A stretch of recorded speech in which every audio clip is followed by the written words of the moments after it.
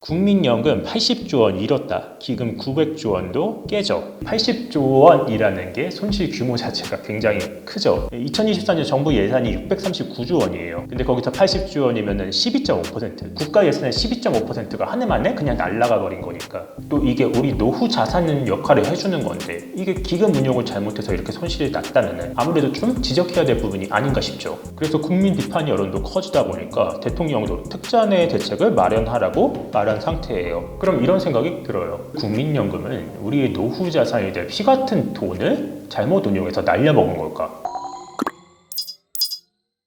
사실 포트폴리오 투자 관점에서 날려먹었다고 보긴 그런 게, 투자를 할 때 일정 부분 중장기적으로 수익을 내기 위해선 단기간의 손실은 감내할 수밖에 없는 거거든요. 그럼 국민연금사나 기금운용본부란 곳에서 우리 국민들로부터 받은 돈을 이곳저곳에 투자를 합니다. 국내 주식과 채권, 해외 주식과 채권, 대체 투자, 이렇게 크게 5가지의 투자를 하게 돼 있어요. 이렇게 해서 1998년 국민연금이 처음 탄생한 이후부터 매해 평균적으로 5.11%의 연평균 수익률을 내고 있고요. 그 기간 최초 5천억 원이었던 적립금은 지난해 말 기준 약 890조 원으로 총 1,700배 가량 늘어났죠. 투자라는 게 그 액수가 커지면 커질수록 필연적으로 수익률이 낮아질 수밖에 없다는 점에서 국민연금의 연평균 5%대 수익률은 중장기적으로 나쁜 수익률이라고 볼 수는 없을 것 같아요. 그래서 법적으로 최소 가입기간 10년을 채운 국민은요, 65세 이후 이 돈을 연금으로 수령받을 수 있어요. 받는 액수는 소득대체율에 기초하는데요, 현행법상 소득대체율은 2018년 기준 45%, 그리고 2028년 기준은 40%가 돼요. 쉽게 말해 내가 보험료를 내던 시기에 벌었던 돈의 40%를 연금으로 주겠다는 거예요.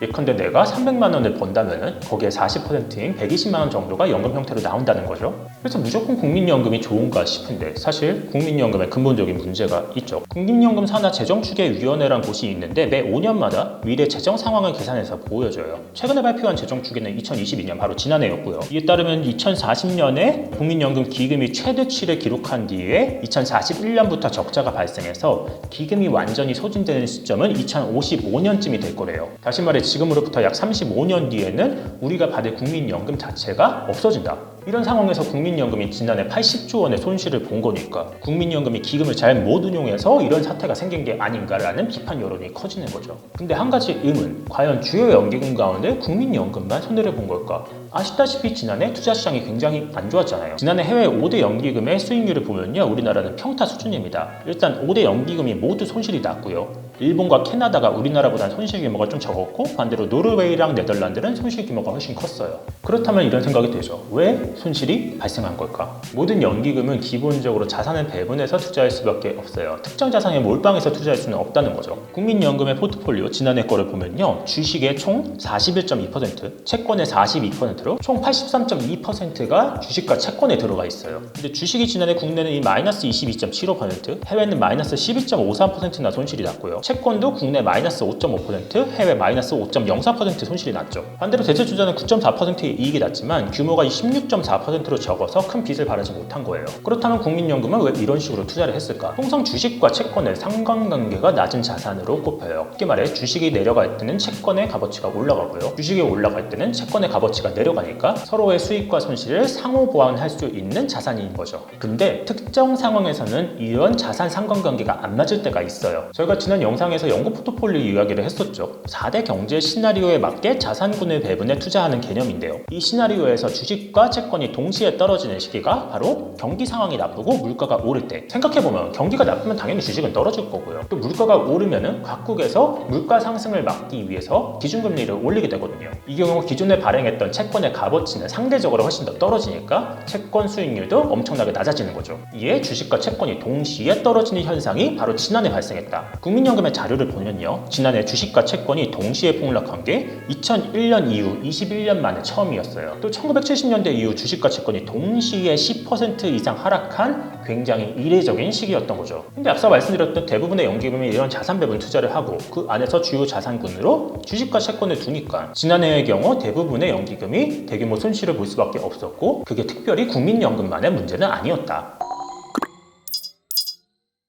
이런 생각도 들죠. 우리나라는 세계 5대 연기금 가운데 평타 정도는 친 건데, 근데 평타가 나쁜 건 아니지만 왜 잘하는 나라들에 비해서 평타밖에 못하는 걸까? 보건복지부의 자료를 보면요, 국민연금이 해외 주요 연기금에 비해 대체 투자 비중이 낮은 걸 문제 삼고 있어요. 정확히는 국민연금이 16.4%, 캐나다가 59%, 네덜란드가 33.2%. 여기서 말하는 대체 투자라는 거는 부동산, 아파트나 혹은 빌딩이나 혹은 토지가 될 수도 있고요. 또 인프라, 예컨대 신흥국에 어떤 인프라 투자를 할 때 각 나라의 재정이 부족해가지고 외부 투자를 받는 경우가 있거든요. 이런데 국민연금이 투자를 할 수도 있고요. 또 한 가지는 사모투자, 다른 기업의 인수자금을 댄다거나 또는 비시장성 자산을 인수한다거나 그런 경우가 될 수 있어요. 그럼 이런 대체 투자를 늘리면 과연 어떤 효과가 발생할까? 캐나다의 연기금 CPPIB의 자산 배분을 한번 보면요, 자산 배분에서 주식 비중은 27%, 그리고 채권이 속한 고정수익 비중이 약 7% 정도로 좀 낮은 편이에요. 반대로 대체 투자에 해당하는 사모투자가 32%에 달하고요, 또 신용투자가 16%, 인프라투자 9%, 부동산 9%로 대체 투자 비중이 상당히 높습니다. 또 지역별로 보면 특별히 자기 나라에만 투자하지도 않아요. 캐나다가 16%로 미국의 36%, 아시아의 26%보다 비중이 훨씬 더 낮죠. 반면 국민연금은 전체 기금의 49%를 국내 주식과 채권에 투자하고 있으니까 아무래도 상대적인 수익률이 낮을 수밖에 없을 것 같아요. 실제로 1988년 설립 이후 국내 주식의 연평균 수익률은 5.22%, 해외 주식보다 훨씬 더 낮았죠. 또 국내 채권 같은 경우는 3.33%, 해외 채권보다는 조금 더 높긴 하지만 이걸 조금 더 공격적인 해외 주식 쪽에 투자했으면 어땠을까 싶어요. 실제로 자본시장연구원 조사를 보면요, 캐나다 연기금은 과도한 손실의 위험 없이 최대 수익을 추구하는 반면 국민연금은 장기적으로 경제 성장률 이상의 수익을 추구해요. 조금 더 구체적으로는 이게 경상 GDP 플러스 물가상승률, 거기에 보장치를 일부 좀 더하거든요. 그러다 보니까 캐나다는 조금 더 공격적으로 투자해서 수익률을 끌어올리는 반면 우리나라 국민연금은 상대적으로 좀 더 보수적으로 운영하고 있다 정도로 해석할 수가 있는 거죠. 그렇다면 이런 의문도 들어요. 왜 국민연금은 국내 쪽에 이렇게 투자를 많이 하는 걸까? 사실 국민연금도 국내 쪽 투자를 서서히 줄이고 있기는 한데요, 이게 국내 투자자들에 대한 여론이 상당히 안 좋아요. 실제로 국민연금이 지난해 국내 주식 비중을 좀 줄인다고 했었거든요. 그랬더니 국내 투자자의 여론이 굉장히 안 좋아졌어요. 실제로 관련 댓글의 기사창을 보니까 댓글 반응이 굉장히 살벌하죠. 그럼에도 국민연금은 해외 자산 비중을 현재 50%에서 2025년에 55%까지 늘린다는 방침이고요. 또 2022년 27%였던 해외 주식 비중도 올해는 30.3%로 늘리겠다라는 게 국민연금의 목표입니다. 또 이런 생각도 들죠. 우리나라 지난해 대체 투자 수익률 좋았는데 그러면은 국민연금이 대체 투자 비중을 좀 더 늘리는 건 어떨까? 괜찮은 생각이긴 한데 이것도 무조건 능사는 아닐 것 같아요. 2022년 연기금 대체 투자 비중을 보면요, 국민연금은 16.4%, 캐나다는 59%, 네덜란드 33.2%, 노르웨이가 2.8%, 일본은 아예 0%였어요. 근데 수익률을 보면요, 두 번째로 대체 투자 비중이 높았던 네덜란드의 손실이 17.6%로 5대 연기금 가운데서 가장 컸고요. 또 노르웨이 연기금은 지난해 대체 투자 비중이 단 2.8%에 불과했는데도 손실 비중이 14.1%나 됐죠. 이건 다시 말해 대체 투자를 늘리는 것 자체는 나쁘지 않지만 대체 투자로 수익을 내는 건 또 다른 차원의 이야기가 될 수가 있다.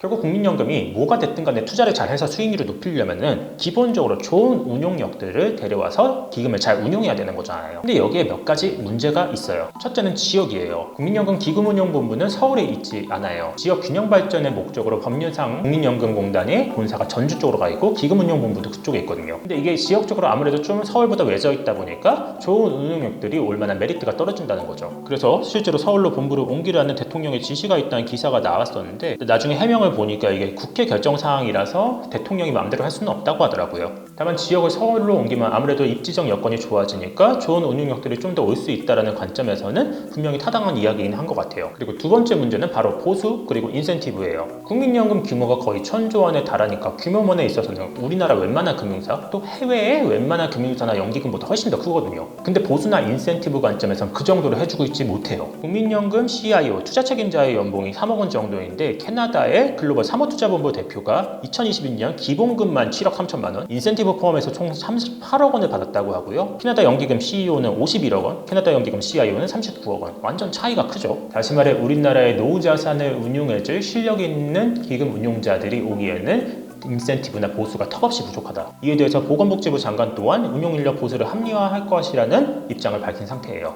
이게 그들한테 급여를 좀 더 주더라도 수익률을 높이는 게 훨씬 더 좋은 게요. 예컨대 영수익률이 0.1%포인트, 단 0.1%포인트만 개선되더라도 규모 면에서 무려 9천억 원이나 커지거든요. 당연히 수익률을 높이기 위해선 더 많은 돈을 들여서라도 더 좋은 분들을 데리고 와야 된다는 논리가 세워지는 거죠. 그리고 마지막 문제는 바로 앞서 언급했던 기금 소진의 문제예요. 연금의 재정축 예상이 2055년에는 기금이 소진될 거고 앞으로 그 속도가 더 빨라질 수도 있는데 사실 그 근본적인 원인은 국민연금 기금운용본부가 운용을 잘 못해서가 아니라 인구의 노령화와 출산율 저하 때문이에요. 쉽게 말해 돈 받을 사람은 많아지는데 돈 낼 사람은 적어진다는 거잖아요. 이게 단순히 국민연금만의 문제가 아니라 국가의 인구 구조적 문제라는 거대한 톱니바퀴를 어떻게 하면 돌릴 수 있느냐는 문제거든요. 그래서 결국에는 국민연금은 미래 세대가 노인을 부양하는 데 있어서 폭탄을 맞을 거란 이야기가 나오고 있어요. 독일의 사례가 대표적이죠. 독일은 그 해 가입자들한테 보험료를 걷어서 그 해 연금 수급자들한테 돈을 나눠주는 방식을 취하고 있어요. 독일의 공적연금 보험료율은 19.9%, 우리나라의 9%에 비해서 훨씬 더 높죠. 즉 직장인들의 월급 20%를 노인들에게 주기 위해서 보험료를 떼간다는 말이고요. 그래서 국민연금 또한 나중에 고갈이 되면은 미래 세대에게 돈을 많이 걷어서 그 해 노인들한테 많이 줄 것이다. 그래서 제가 이런 이야기 열심히 꺼낸 이유는요. 사실 국민연금을 뭐 대변한다거나 국민연금을 깐다거나 그럴 이유가 없는 거예요. 그냥 우리 스스로 우리의 노후 자산을 설계할 수 있는 어느 정도의 능력은 갖추고 있어야 된다는 거죠. 한국의 노인 빈곤율은 무려 39%. 다시 말해 길거리 다니시는 노인 10분 가운데 4분은 경제적으로 빈곤 상태란 거예요. 그리고 굉장히 슬픈 이야기지만 우리가 노인이 됐을 때 그 10명 중 4명이 되지 않으리란 보장이 없어요. 이런 상황에서 국민연금만 믿기에는 굉장히 부족하죠. 저희가 앞서 연구 포트폴리오를 비롯해 여러 가지 자산 배분 전략을 설명하면서 가장 쉬운 전략들의 연평균 수익률이 중장기적으로 7에서 8%, 높게는 10% 정도까지 될 수도 있다고 말씀드렸잖아요. 쉽게 말해 우리의 월급을 적립식으로 투자하면서 한 달에 한 번씩 리밸런싱하는 그런 단순한 절차만으로도 우리의 노후 자산을 마련하는 데 상당히 도움이 될 수 있다는 뜻이에요. 기승전 자산 배분이긴 하지만 결국에 우리의 노후에 도움이 될 수 있는 가장 쉽고 확실한 전략은 자산 배분이 되지 않을까라는 생각을 해봐요. 저희가 다음 시간에 우리의 경제적 자유 그리고 조금 더 빠른 부의 확충을 위해서 여러분들에게 조금 더 현실적으로 도움이 될 만한 자산 배분 이야기를 더 해볼게요.